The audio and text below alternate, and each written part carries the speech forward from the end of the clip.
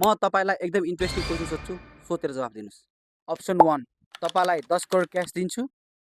Option 2 10 रुपैयाँ दिन्छु र यो 10 रुपैयाँ हरेक दिन डबल हुन्छ 1 महिनासम्म। तपाईँ के चुज गर्नुहुन्छ?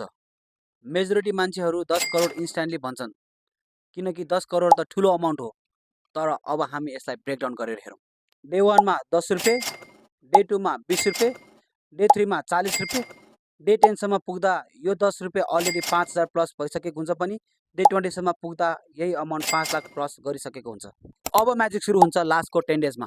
डे 30 एकदमै अनबिलिभेबल, यो फिगर जम्प गर्दै 536 करोड रुपैयाँ प्लस हुन्छ। हो, यु हर्ड द्याट राइट। सुरुमा त 10 रुपैयाँ मात्र थियो, तर पेसेन्स र डबलिङ पावरले अब 500 करोड प्लस भयो।